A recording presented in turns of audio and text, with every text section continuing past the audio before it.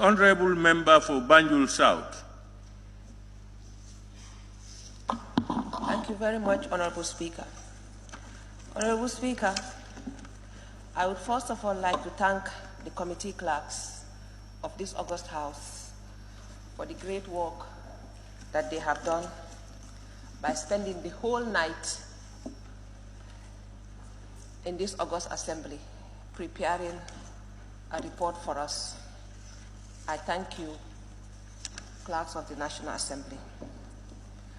Honorable Speaker,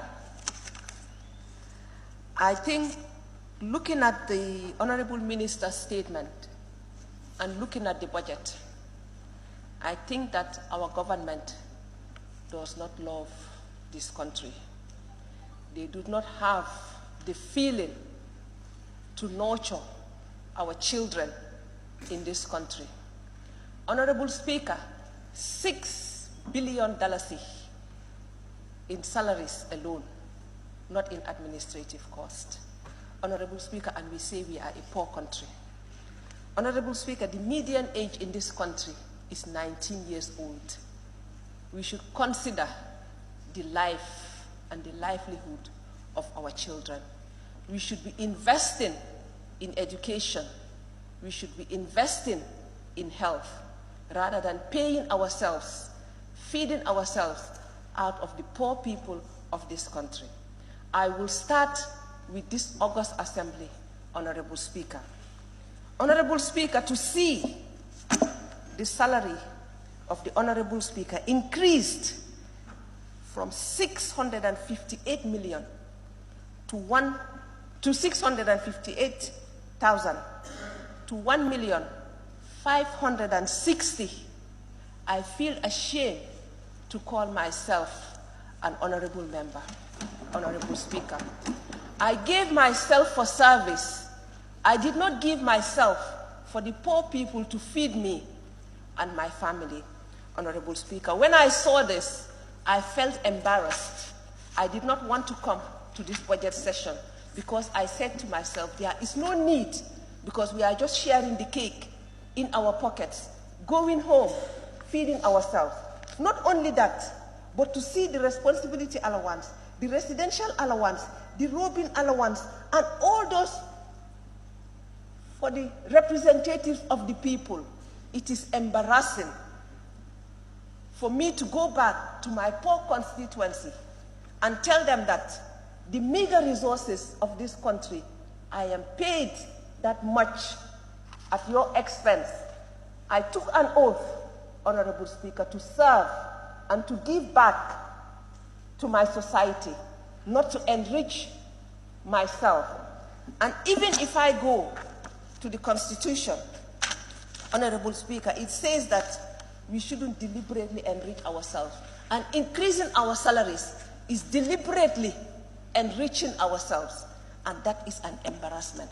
I think as a National Assembly, we should not accept any salary increment. It was in this August Assembly that we sat and discussed the salaries of the ministers and denied them, even though they went behind our backs and increased it. That is their problem. We offered ourselves for service, Honorable Speaker. We were not appointed. We were elected, and we offered ourselves, Honorable Speaker. And I think we should think of our people when we do the budget. I'm not allowing you to observe me. I don't have that time. When you are on your own feet, observe yourself, please. Thank you. Honorable Speaker, when we go to the office of the President, Honorable Speaker, I have seen new units, ICT units, being established at the office of the President. The office of the President has, I think, whatever they call it, the person that does her public speech or whatever, that lady. Why would he need another ICT? Why would the Honorable, His Excellency want 6 advisors? How many ministers does he have in addition to the new ministries? If the President is telling us that the ministers are not good enough, I told this August Assembly here last year when we did the budget, if he is implying that his ministers are not good, let him sack them and apply and appoint advisors. The ministers, according to our constitution should be competent enough to advise him on any policy under their ministries. And if they are not good enough, and if that is what he's implying, that they are not good enough, let him sack them and appoint advisors in their place. But as a poor country, we cannot be paying ministers and be paying advisors and be paying deputy advisors. Come on, we are a poor country. Instead of thinking of ourselves, 6 billion in emoluments alone. Come on.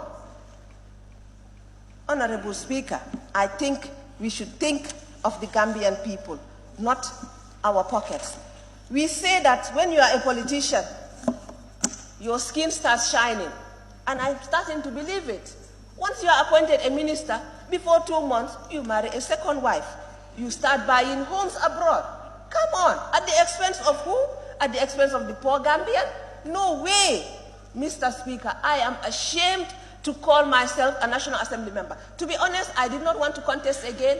The only reason I contested was to show them that I can come back to this August Assembly. And I did against all odds, Mr. Speaker.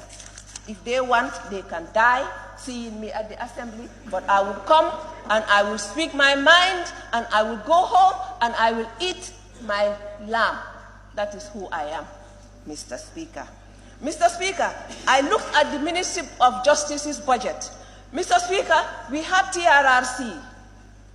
Mr. Speaker, we don't have the commission anymore, but we have the recommendations of the TRRC. Mr. Speaker, is the President not willing to act on the recommendations of the TRRC? Sometimes I wonder if he is, because to be honest, I'm not against anybody, but we've suffered for 22 years.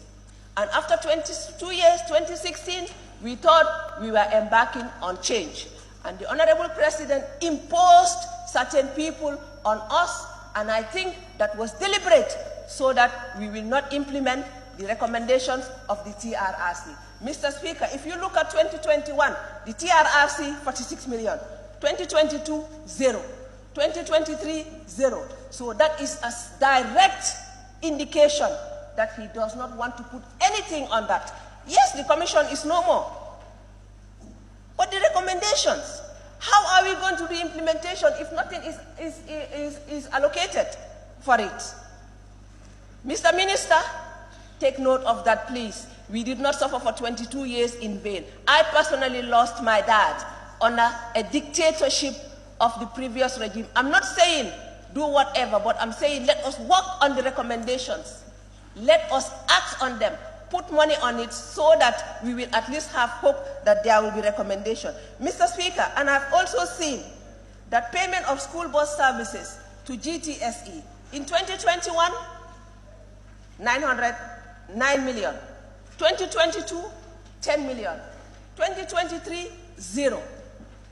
So the little support that they were giving to our children to use the school buses, they have taken. What have they done with it? Is that what they are using to add to their salaries? I am asking. Let us give to our children. Our children need support. We have seen 70 plus children die. What have they done? Is it reflected in the budget to make sure that that has stopped, that will not happen? Because I've heard here the reason was because we did not have labs to do the test. Mr. Speaker, has that been picked in the budget? We did not come here, we did not fight to win our elections, to come here and eat and take the little resources, take it home and put it in our pockets. No, that is not me. And I know it is not my colleagues as well. I trust you all, honorable colleagues, to make sure that there is no increment. Let us start from home. Let us start from home. Let us not increase the salaries of the leadership in this assembly. When I looked at the budget, I was like, wow. The speaker, the deputy speaker, the majority leader, the minority leader,